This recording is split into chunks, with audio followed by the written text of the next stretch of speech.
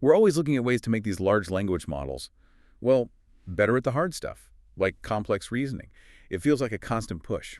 It really does. And sometimes, you wonder if we're pushing efficiently. Getting LLMs beyond just recognizing patterns into actual thinking, that's the hurdle. Right. We see progress with scale, definitely, Mm. but fine-tuning for that deep reasoning, Yeah, it often feels a bit scattergun. exactly. Like trying to adjust every single little part, hoping you hit the right one. It's not always precise. Which brings us nicely to today's topic, something called pivotal token search, or PTS.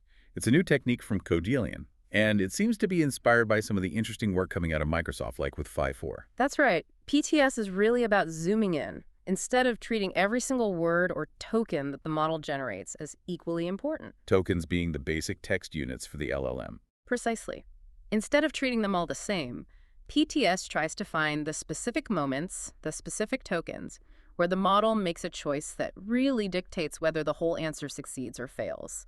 These are the pivotal tokens. So finding the make-or-break decision points, the ones that steer the whole outcome. Okay. Yeah, that's the core idea. So for this deep dive, we're relying on a detailed community article that explains PTS. Our mission today is to really get under the hood. How does PTS work? Why is it potentially a big deal? And importantly, what tools are out there now for you, the listener, to explore this? Great plan. Let's start with the problem PTS aims to solve. Traditional methods like direct preference optimization, DPO, they're super useful. DPO, that's where you show the model good examples versus less good ones, right? Exactly. But the thing with DPO is it tends to look at the entire sequence, the whole good answer versus the whole bad answer, and it sort of assumes every token played an equal role in making it good or bad. Oh, okay. So it might miss the one critical mistake in an otherwise okay-ish answer. Precisely.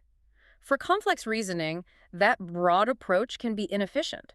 It doesn't always highlight the key decision point.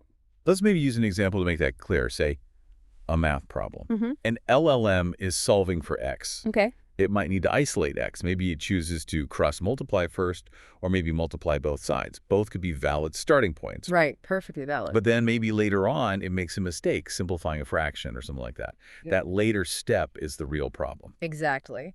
Now, traditional DPO might look at the final wrong answer and try to nudge the model away from the entire sequence of steps it took. Even the good first step. Potentially, yes. But PTS tries to be smarter. It recognizes that even if both cross-multiplying and multiplying both sides were okay initially, one choice might lead down a much simpler path later on.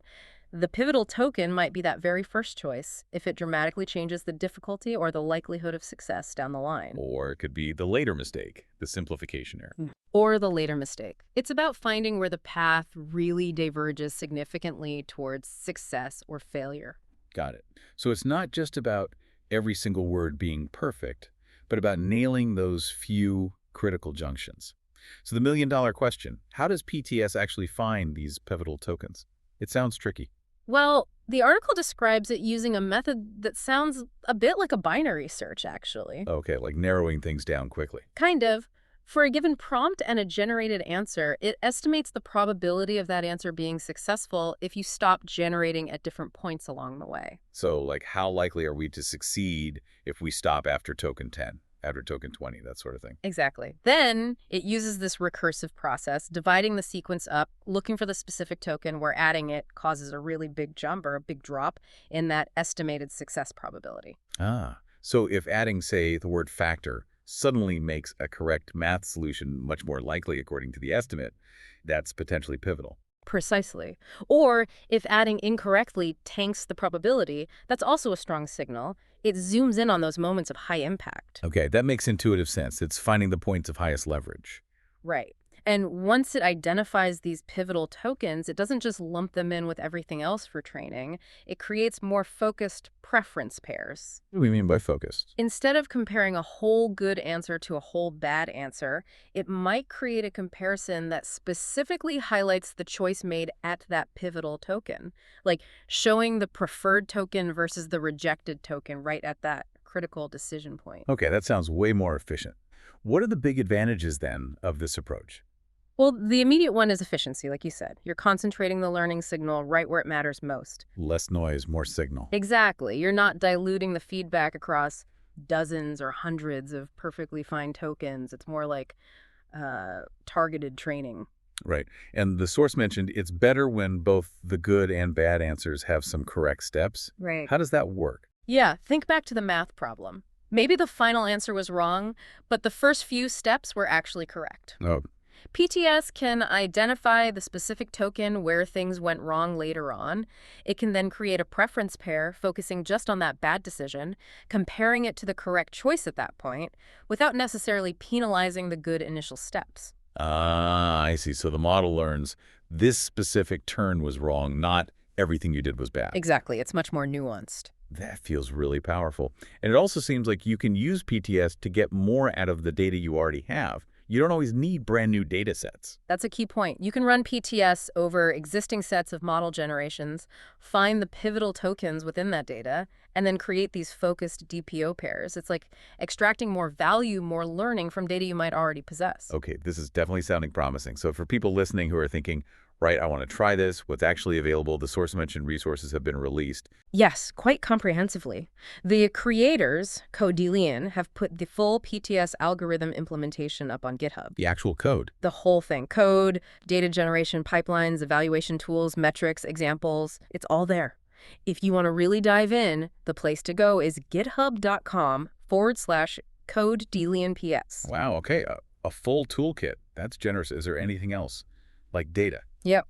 They've also released datasets on Hugging Face. There are a few key ones. First, the Audelius dataset itself that contains the identified pivotal tokens from their experiments. So the raw output of the PTS algorithm. Right.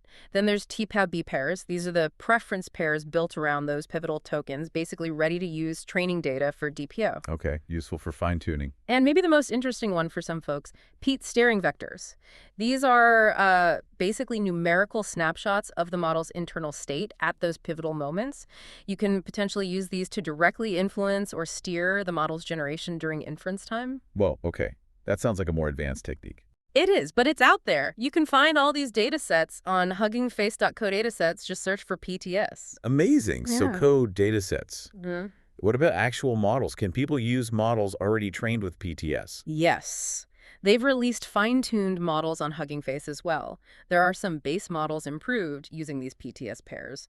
And they've also released versions built on specific popular models like DeepSeek R1 and Qwen 3, showing how PTS can be applied to different architectures. So you can see the end result. Exactly. Again, just search PTS on huggingface.com models. It really seems like they've covered all the bases, from understanding the core algorithm to using pre-trained models. Yeah. Let's maybe revisit that math example one more time just to cement how PTS works in practice. A quadratic equation, maybe? Okay, good one. Let's say the model needs to solve a quadratic. A standard DPO comparison might just be the full correct derivation versus one with an algebraic slip-up somewhere. But let's say PTS identifies the crucial decision as choosing between, say, factoring the quadratic versus using the quadratic formula. Maybe in this specific case, factoring is much quicker and less error-prone. Okay. PTS would allow you to create a preference pair that focuses laser-sharp on that choice. It would show the token representing factoring, leading to success, versus the token representing quadratic formula, which, in this instance, maybe leads down a more complex path or contains a common error associated with applying the formula. Even if the formula could theoretically work if done perfectly. Right. It's about guiding the model towards the more robust or efficient path identified at that pivotal moment. It sends a much clearer learning signal about that specific decision. That really clarifies it. Looking forward now, what's next for PTS? The article hinted at future research directions. Yeah, they're definitely not stopping here. One area is looking at multi-token pivotal sequences. Sometimes a key decision might be a short phrase, not just a single token. Makes sense. They're also really interested in applying this to AI agents, systems that make a sequence of decisions to achieve a goal, optimizing agent trajectories. Oh, wow. So like in complex games or robotics, where a sequence of choices matters hugely. Absolutely. And another angle is interpretability. If you know which tokens are pivotal, does that help us understand how the model is thinking or reasoning? A window into the black box, maybe? Perhaps, yeah. And finally, they're looking at combining PTS with other alignment techniques. Can you get even better results by using PTS alongside, say, reinforcement learning from human feedback or other methods? It really does feel like a powerful new tool in the toolbox for training LLMs. So for our listeners who are intrigued by all this, what's the main takeaway or call to action? Well, the creators are really encouraging people to get involved. If this sounds relevant to what you're doing, try out the code from the GitHub repo. Experiment with it. Yeah, experiment with the datasets on Hugging Face. See if applying PTS helps with your specific tasks. And if you're technically inclined, they welcome contributions to the codebase. It's an active research area. So to kind of wrap up our deep dives on pivotal token search, we've seen it's this novel technique that really shifts the focus in LLM training instead of treating everything the same. It targets the moments that matter most, those pivotal decision points. And the promise is, what, more efficient training, better handling of complex reasoning. And potentially getting more out of the data we already have. It's about being more precise in how we guide these models. It really makes you think, doesn't it? This whole idea of pivotal moments, it feels bigger than just AI. How do you mean? Well, think about in other areas. Human learning, for instance. What are the key concepts or insights that unlock understanding? Or business strategy, what are the pivotal decisions that determine a company's success or failure? Even history. Ah, like those small turning points that have huge consequences down the line. Exactly. Identifying those critical junctures, those pivotal moments, maybe understanding that is key to understanding complex systems everywhere, not just in language models. Definitely something to ponder.